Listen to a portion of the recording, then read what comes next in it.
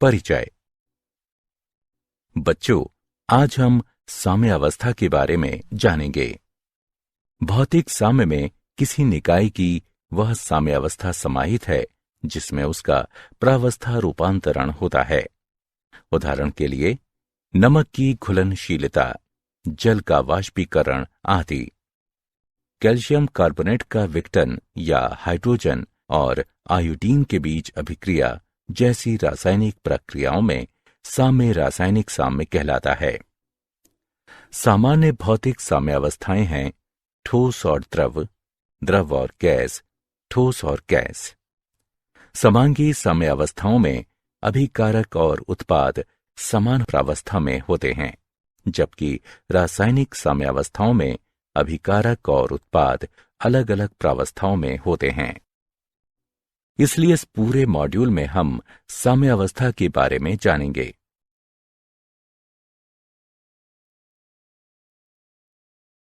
उद्देश्य। इस पाठ के अंत में आप निम्न करने में सक्षम हो जाएंगे: भौतिक अवस्था में साम्यावस्था की व्याख्या करना, द्रवों में ठोस या गैसों की घुलनशीलता में साम्यावस्था की व्याख्या करना, रासायनिक साम्यावस्था की व्याख्या करना, रासायनिक साम्यावस्था का नियम व्यक्त करना, समांगी साम्यावस्थाओं की व्याख्या करना, विषमांगी साम्यावस्थाओं की व्याख्या करना, साम्यावस्था स्थिरांक के अनुप्रयोगों की चर्चा करना, साम्यावस्थाओं को प्रभावित करने वाले कारकों की चर्चा करना।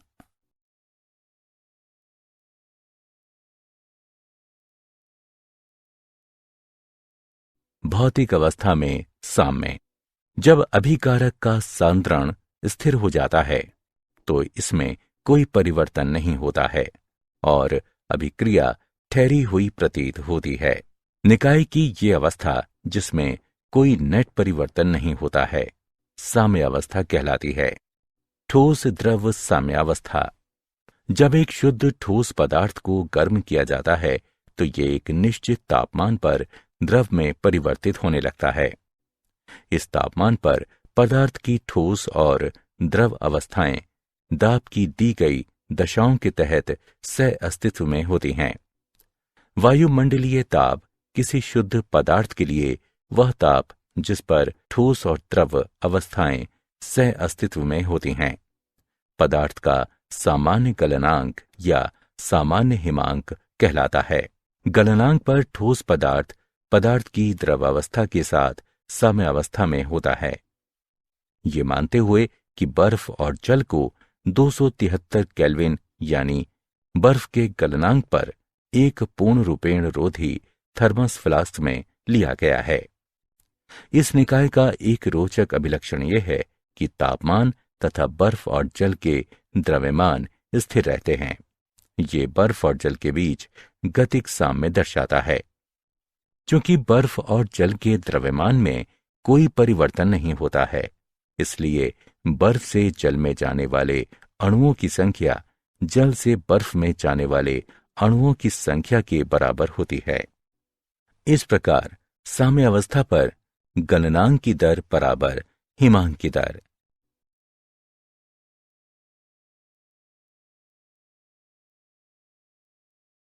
द्रव वाष्प साम्यावस्था। इस साम्य को समझने के लिए आइए एक बंद पात्र में जल के वाष्पीकरण का उदाहरण लेते हैं।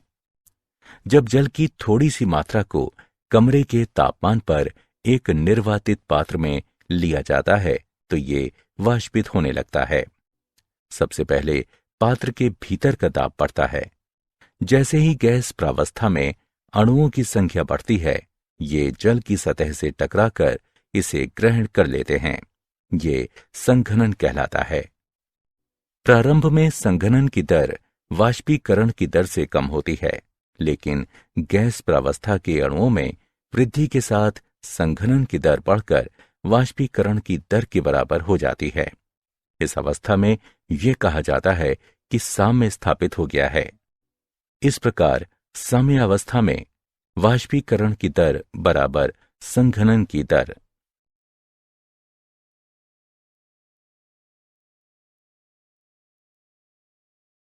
ठोस वाष्प साम्यावस्था। ठोस प्रावस्था से गैसीय प्रावस्था तक सीधे माध्यमिक द्रव प्रावस्था से होकर गुजरे बिना ही स्थानांतरण की प्रक्रिया ऊर्ध्वपातन कहलाती है। इसके विपरीत किसी गैस को सीधे ठोस में परिवर्तित करने की प्रक्रिया निक्षेपण कहलाती है। आइए शुष्क बर्फ का उदाहरण देखें।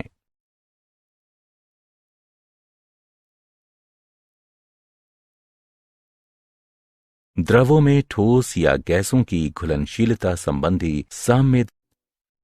द्रवों में ठोस विलयन, जिसमें और अधिक विलय कण न घुल सके, संतृप्त विलयन कहलाता है। उदाहरण के लिए, यदि हम जल में लगातार चीनी मिलाते रहें तो एक अवस्था ऐसी आती है जब और अधिक चीनी जल में नहीं घुलती है। संतृप्त विलयन साम्य की अवस्था समरूप होता है। जब द्रव में चीनी की घुलनशीलता की दर अपक्षेपण की दर के बराबर होती है तो साम्य अवस्था स्थापित कही जाती है। यह साम्य अवस्था प्रकृति गतिक होती है। इसे रेडियो एक्टिवताहीन चीनी के संतृप्त विलयन में रेडियो एक्टिविता युक्त चीनी की कुछ मात्रा मिलाकर प्रमाणित किया जा सकता है। यह अवलोकन किया गया है कि विलयन और रेडियो एक्टिवताहीन चीनी भी रेडियो एक्टिव हो जाती है।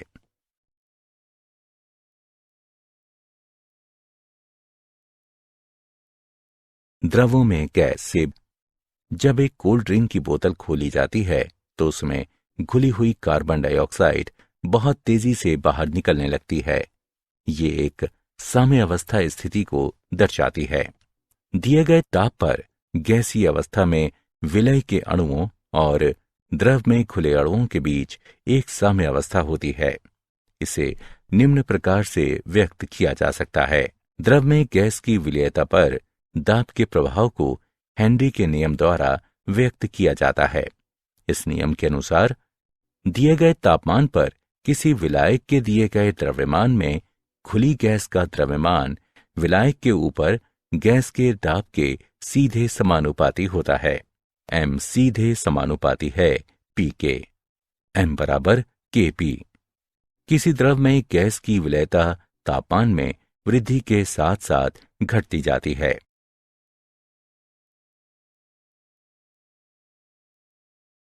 भौतिक प्रक्रम में शामिल साम्य अवस्था के सामान्य लक्षण।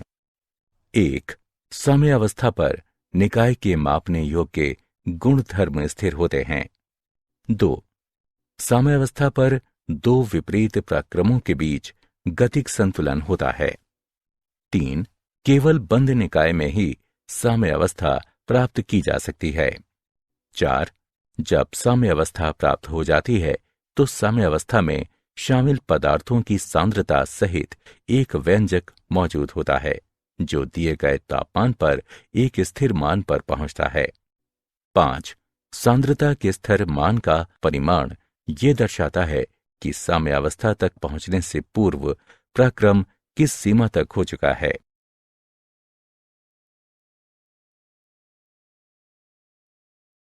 रासायनिक प्रक्रमों में साम्य अवस्था। गतिक साम्य अभिक्रियाएं जिनमें अभिकारकों को पुनः बनाने के लिए उत्पाद अभिक्रिया नहीं करते हैं अनुत्क्रमणीय अभिक्रियाएं कहलाती हैं। उदाहरण के लिए, सिल्वर नाइट्रेट सोडियम क्लोराइड के साथ अभिक्रिया करके सिल्वर क्लोराइड और सोडियम नाइट्रेट बनाता है। अभिक्रियाएं जिनमें अभिकारकों को पुनः बनाने के लिए उत्पाद अभिक्रिया करते हैं उत्क्रमणीय अभिक्रियाएं कहलाती हैं।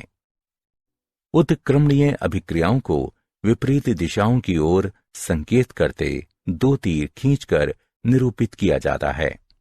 उदाहरण के लिए, हाइड्रोजन आयोडीन के साथ अभिक्रिया करके हाइड्रोजन आयोडाइड बनाता है। वो अवस्था जिस पर अभिकारकों और उत्पादों की सांद्रता में और परिवर्तन नहीं होता है रासायनिक साम्य अवस्था कहलाती है। साम्य अवस्था पर अग्रिम अभिक्रिया की दर प्रतीप अभिक्रिया की दर के बराबर होती है। रासायनिक साम्य प्रकृति में गतिक भी होता है क्योंकि अभिक्रिया साम्य अवस्था पर रुकती नहीं है।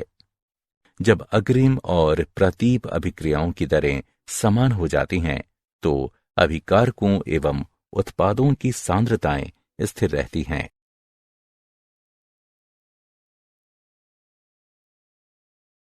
रासायनिक प्रक्रमों में साम्यावस्था, गतिक साम्य। आइए उदाहरण की सहायता से साम्यावस्था की व्याख्या करें। जब कैल्शियम कार्बोनेट को एक बंद निर्वातित पात्र में 1073 केल्विन तक गर्म किया जाता है तो ये कैल्शियम ऑक्साइड और कार्बन डाइऑक्साइड गैस उत्पन्न करने के लिए अपघटित होने लगता है। कार्बन डाइऑक्साइड दाब में वृद्धि करती है।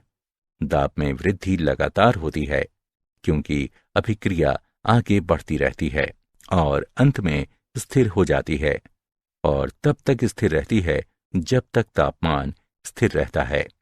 ये प्रतीत होता है कि अभिक्रिया एक ठहराव पर आ गई है, हालांकि CaCO3 अभी भी उपस्थित रहता है।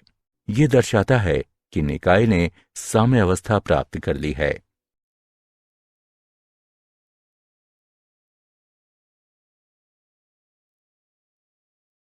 रासायनिक साम्यावस्था का नियम और रासायनिक स्थिरांक। द्रव्य अनुपाती क्रिया के नियम के अनुसार स्थिर ताप पर किसी रासायनिक अभिक्रिया की दर अभिकारक अवयवों के आणविक सांद्रण के गुणनफल के सीधे अनुक्रमानुपाती होती है। साथ ही प्रत्येक सांद्रण पद की घात का मान रासायनिक समीकरण में उस अवयव के संख्यात्मक गुणांक के बराबर होता है। आइए एक साधारण उत्क्रमण अभिक्रिया पर विचार करें। अभिकारक A और B उत्पाद C और D बनाने के लिए अभिक्रिया करते हैं। साम्य मिश्रण में सांद्रताएं निम्न प्रकार से संबंधित हैं। इसे समीकरण 1 नाम दें। समीकरण 1 साम्य समीकरण कहलाता है। Kc साम्य स्थिरांक कहलाता है और पद साम्यावस्था स्थिरांक व्यंजक कहलाता है। निम्न प्रकार की सामान्य अभिक्रिया के लिए साम्यावस्था स्थिरांक के लिए व्यंजक को निम्न प्रकार से लिखा जा सकता है, जहां C इंगित करता है K को, अर्थात Kc को मोल प्रति लीटर की सांद्रताओं में व्यक्त किया जाता है।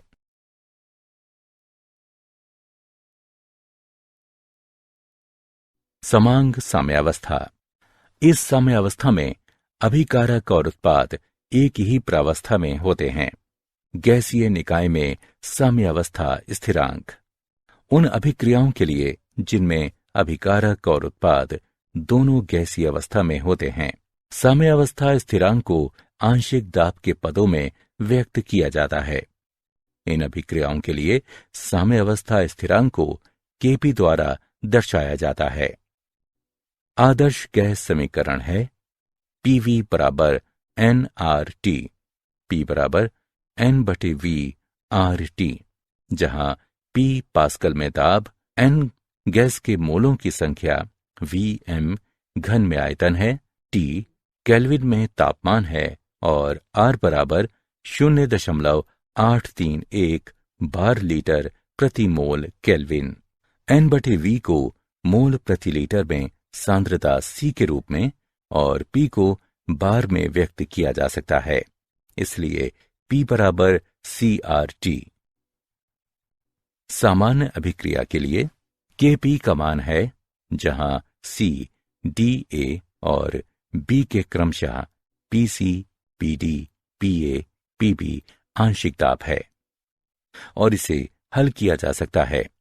Kp और Kc के बीच संबंध है Kp और Kc गुणा RT की घात डेल्टा N, जहां संतुलित रासायनिक समीकरण में डेल्टा N बराबर गैसीय उत्पादों के मोलों की संख्या, गैसीय अभिकारकों के मोलों की संख्या, दाब को बार में व्यक्त किया गया है।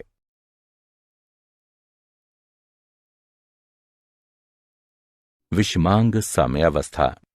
साम्यावस्था जिसमें शामिल पदार्थ विभिन्न प्रावस्था में उपस्थित होते हैं, विषमांग साम्यावस्था कहलाती है। उदाहरण के लिए, जब नीचे दर्शाए गए रूप में गैस के साथ द्रव साम्यावस्था में होता है, साम्यावस्था स्थिरांक निम्न है शुद्ध द्रव की सांद्रता 1 है, अर्थात द्रव रूप में H2O बराबर 1। इसलिए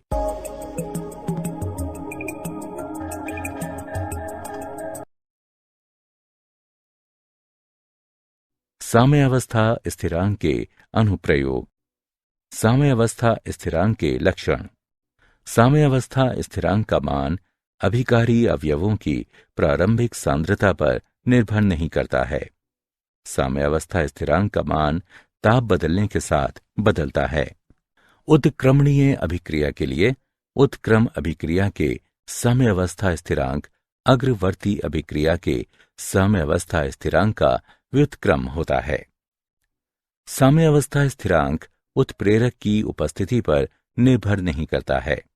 यदि साम्यावस्था स्थिरांक को सांद्रता के पदों में व्यक्त किया जाता है तो विभिन्न अभिक्रियाओं के लिए इसके मात्रक अलग अलग होते हैं। अभिक्रिया की सीमा का अनुमान लगाना। साम्यावस्था स्थिरांक का परिमाण हमें उस सीमा के बारे में बताता है जिसके लिए अभिकारकों को साम्यावस्था प्राप्त करने से पहले उत्पादों में रूपांतरित किया जाता है।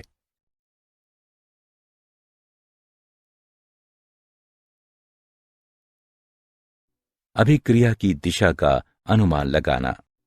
अभिक्रिया भागफल Q किसी समय पर एक विशिष्ट बिंदु पर अभिक्रिया के दौरान उपस्थित उत्पादों और अभिकारकों की सापेक्षिक मात्रा की गणना करता है। इसे मोलर सांद्रता के साथ QC और आंशिक दाब के साथ QP द्वारा दर्शाया जाता है। सामान्य अभिक्रिया के लिए यदि QC KC से अधिक है तो नेट अभिक्रिया पश्चवर्ती दिशा में होती है जो अभिकारकों की दिशा है। यदि QC KC से कम है तो नेट अभिक्रिया अग्रवर्ती दिशा में होती है जो अभिकारकों की दिशा है। यदि QC बराबर KC तो अभिक्रिया साम्यावस्था में है, अर्थात नेट अभिक्रिया नहीं होती है।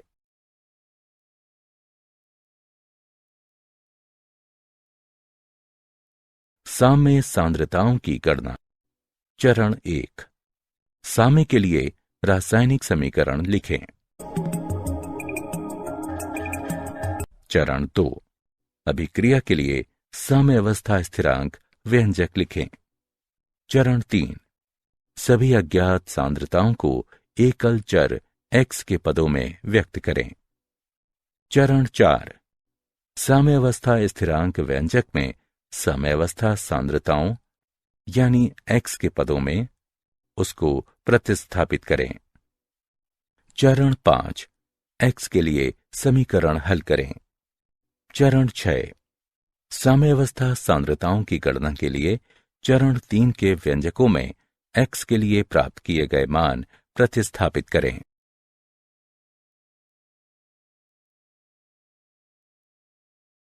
साम्यावस्था स्थिरांक K, अभिक्रिया भागफल Q तथा गिब्स ऊर्जा G के बीच संबंध। विशिष्ट निर्धारित दशाओं में निकाय से स्वतंत्र रूप से उपलब्ध ऊर्जा जिसे उपयोगी कार्य में लगाया जा सकता है गिब्स ऊर्जा कहलाती है। संबंध है, इसे समीकरण 1 के रूप में नाम दें जहां ये मानक गिब्स ऊर्जा दर्शाती है।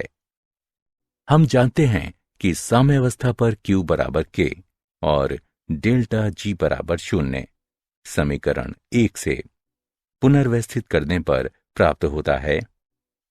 ये समीकरण ताप और साम्यावस्था स्थिरांक के मानक गिब्स मुक्त ऊर्जा परिवर्तन से संबंधित है। साम्यावस्था स्थिरांक है। यदि मानक गिब्स मुक्त ऊर्जा में परिवर्तन 0 से अधिक है तो K 1 से कम होता है जिससे प्रतीप अभिक्रिया आसान हो जाती है। यदि मानक गिब्स मुक्त ऊर्जा में परिवर्तन 0 से कम है तो K 1 से अधिक होता है जिससे अग्र अभिक्रिया आसान हो जाती है।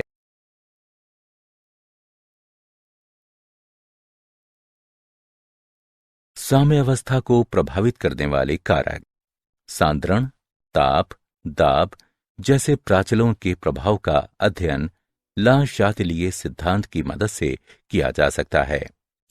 इसके अनुसार यदि एक निकाय साम्यावस्था में सांद्रण, दाब या ताप में परिवर्तन के अधीन है तो साम्यावस्था उस दिशा में अग्रसर होती है जिस दिशा में परिवर्तन का प्रभाव समाप्त हो जाए। सांद्रता परिवर्तन का प्रभाव। ला शातिलिये सिद्धांत के अनुसार जब साम्यावस्था वाले निकाय में अवयव की सांद्रता बढ़ जाती है तो साम्य स्थानांतरित हो जाएगा जिससे मिलाए गए पदार्थ का उपयोग हो सके। माना कि साम्यावस्था पर अभिकारकों में से किसी एक अभिकारक को मिलाया जाता है तो अभिकारकों का उपभोग करने के लिए साम्य अग्र दिशा में स्थानांतरित होगा। दूसरी तरफ यदि उत्पादों में से किसी एक उत्पाद को मिलाया जाता है तो उत्पादों का उपभोग करने के लिए साम्य उत्क्रम दिशा में स्थानांतरित होगा। उदाहरण के लिए, नमी वाले दिन हमें ज्यादा पसीना आता है। नमी वाले दिन पसीना ज्यादा निकलता है क्योंकि आसपास की वायु में जल वाष्प की मात्रा अधिक होती है और हमारा शरीर जल वाष्प के रूप में जल को नष्ट नहीं कर सकता।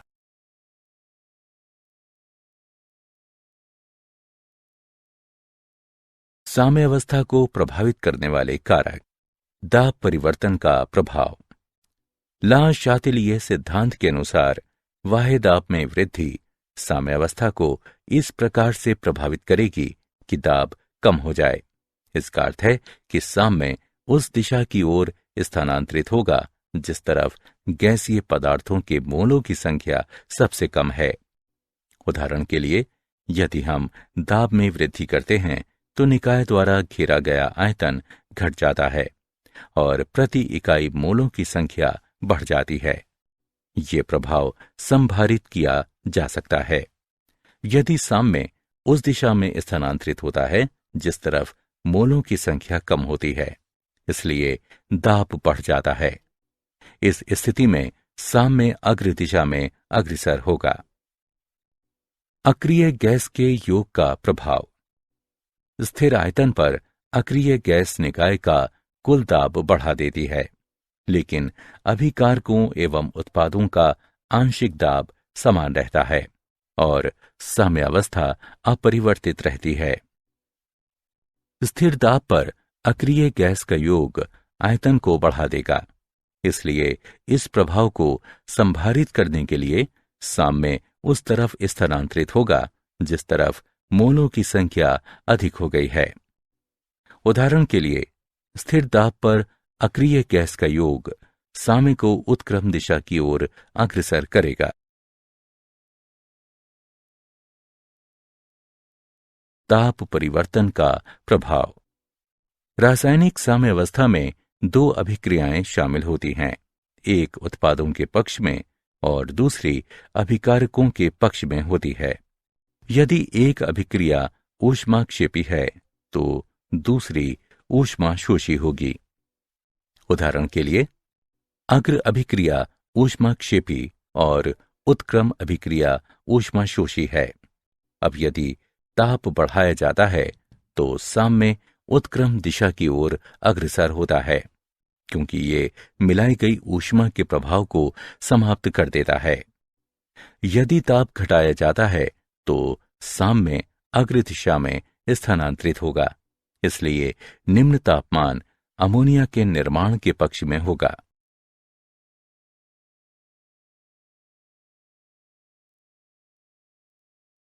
क्या आप जानते हैं, डॉक्टर डिएगो डॉमजिस एरोस्पेस इंजीनियरिंग विभाग में सहायक प्रोफेसर के नेतृत्व में एक अनुसंधान टीम को तापीय असाम्यावस्था की उपस्थिति में अशांत प्रवाहों की जटिल अन्योन्य क्रिया के अध्ययन के लिए air force office of scientific research यानी AFOSR द्वारा $2.2 मिलियन का पुरस्कार प्रदान किया गया। बुनियादी अनुसंधान पहल BRI पुरस्कार अशांत प्रवाहों पर तापीय एवं यांत्रिक असाम्यावस्था प्रभावों, विशेष रूप से सीधे संख्यात्मक अनुकरणों, आणविक अनुकरणों एवं प्रयोगों के द्वारा ऊर्जा विनिमय के लिए मौलिक तंत्र में अध्ययन के लिए दिया गया है।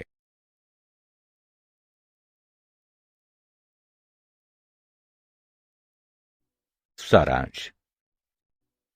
आइए हमने जो कुछ सीखा है उसे संक्षेप में दोहराएं। जब अभिकारक का सांद्रण स्थिर हो जाता है तो इसमें कोई परिवर्तन नहीं होता है और अभिक्रिया रुकी हुई प्रतीत होती है। निकाय की ये अवस्था जिसमें कोई नेट परिवर्तन नहीं होता है साम्य अवस्था कहलाती है। गलनांक पर ठोस पदार्थ पदार्थ की द्रवावस्था के साथ साम्य अवस्था में होता है। द्रव और वाष्प अवस्था के बीच साम्य अवस्था में वाष्पीकरण की दर बराबर संघनन की दर। ठोस प्रावस्था से सीधे गैसीय प्रावस्था में रूपांतरण ऊर्ध्वपातन कहलाता है और इसके विपरीत रूपांतरण निक्षेपण कहलाता है। एक विलयन संतृप्त कहा जाता है यदि और अधिक विलय कणों को घोला नहीं जा सकता।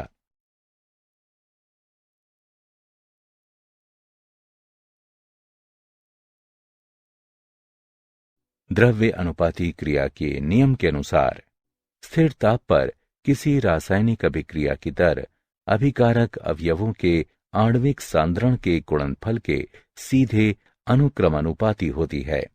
साथ ही प्रत्येक सांद्रण पद की घात का मान रासायनिक समीकरण में उस अवयव के संख्यात्मक गुणांक के बराबर होता है। यदि अभिकारक और उत्पाद एक ही प्रावस्था में हों तो स्थापित साम्यावस्था समांगी साम्यावस्थाएं कहलाती हैं। साम्यावस्थाएं जिनमें शामिल पदार्थ विभिन्न प्रावस्थाओं में उपस्थित होते हैं विषमांगी साम्यावस्थाएं कहलाती हैं। साम्यावस्था स्थिरांक के अभिक्रिया भागफल Q और गिब्स ऊर्जा G के बीच संबंध है।